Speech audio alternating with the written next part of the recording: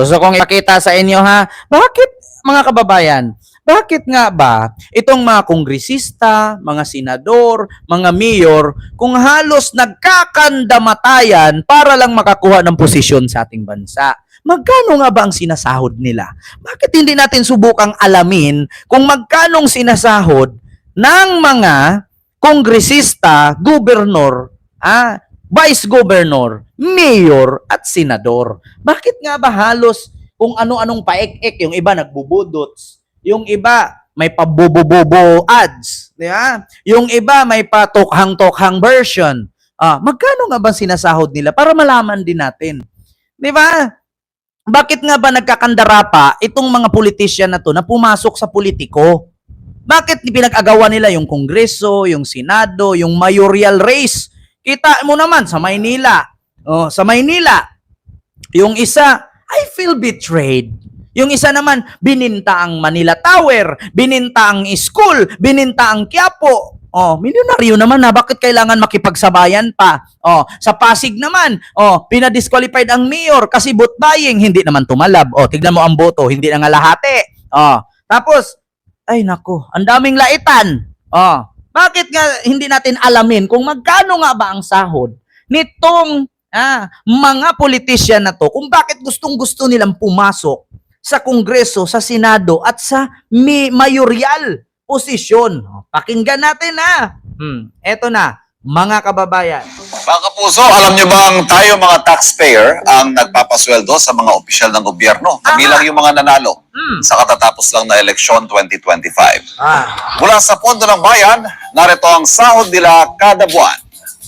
Ang mga senador at miyembro ng House of Representatives o mga kinatawan ng mga distrito at mga party list nasa ilalim ng Salary Grade 31 ayon sa Department of Budget and Management.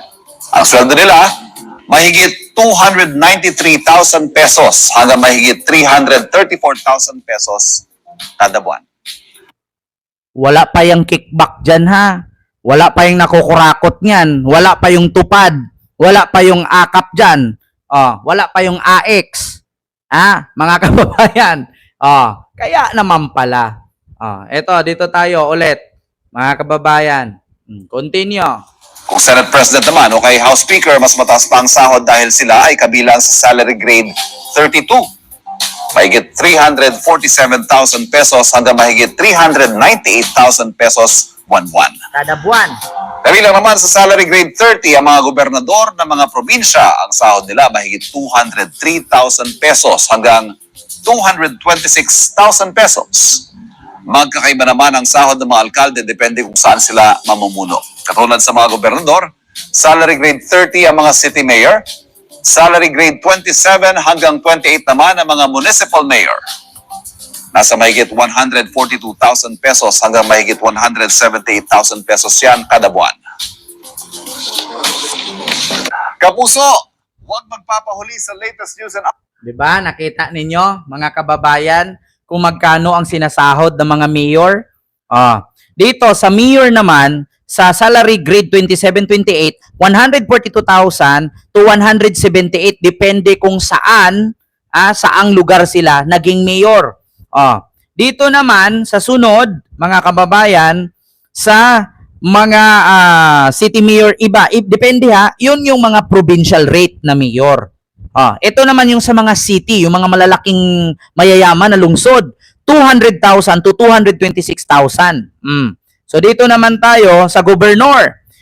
Sa gobernur naman, depende din sa kanilang nasa sakupan, 200,000 to 226,000.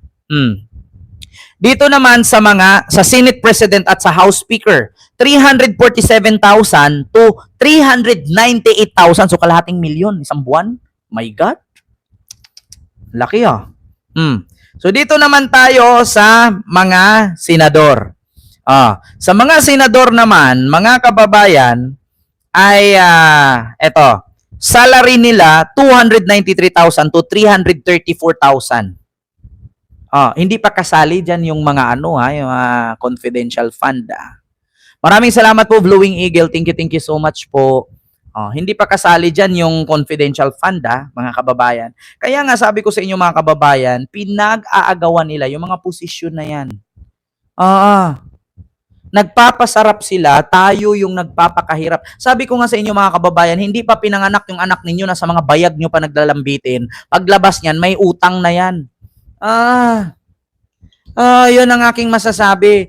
May nag-comment. Kwento mo kay Trililing nandoon sa Kangkungan. Actually, ito lang masasabi ko mga kababayan. Kung nasa Kangkungan man si Trillanes ngayon, inaantay ko sa loob ng 3 taon na magkaroon ng malalaking skyscrapers ang Caloocan. Hindi man nanalo si Trillanes ngayon, isa lang masasabi ko, after 3 years ba mula ngayon, yung Caloocan, mawala ba ang basura dyan? Mawala ba ang traffic dyan? Mawala ba ang droga dyan? Yun ang malaking tanong.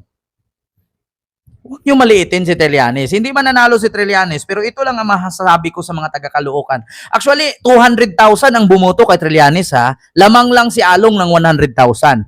Sa 100,000 na bumoto kay Along, na lumamang kay Trillanes, sana yung basura dyan sa Caloocan, yung traffic at yung krimen mabawasan dahil nanalo si Along. Pero kung walang pagbabago, yung hospital nyo dyan, yung hospital dyan, sana hindi kayo ipasa dun sa Lung Center, Heart Center at sa Malabon or sa Maynila. Sana yung hospital ninyo, madagdagan na ng doktor at hindi kulang. Sana hindi ma-disappoint yung mga pasyente na isugod sa hospital dyan sa Caloocan, North and South. Yeah? Yun lang yung aking reaksyon. Kasi nanalo si Along, congratulations. Sana yung reklamo ng mga mamamayan dyan sa Caloocan, yung hospital, yung basura, yung traffic, yung baha, sana hindi na mangyari yan. Kahit hindi naman nanalo si Trillanes, nanalo naman siya sa buong Pilipinas. Daig pa sa pagkapanalo, pagiging mayor, yung pagpapakulong niya kay Digong, hindi kayang gawin ni Along yan. Kahit sinong senador, hindi kayang gawin yan. Si Trillanes lang nakakagawa niyan. Yes. Kung hindi dahil kay Trillanes, hindi mabura ang mafia sa ating bansa. Yan ang sinasabi nilang sundalong kanin. Pero walang kayang makakagawa sa nagawa ni Trillanes. Kaya inaantay ko Trillanes 2028 for Vice President. Maraming salamat po sa inyong lahat. So yun lang po mga kababayan. Alam nyo na kung magkano ang sahod ng senador, congressman, mayor, gobernur. So yun lang. Maraming salamat. And I will see you next live. God bless. Bye-bye po sa inyo.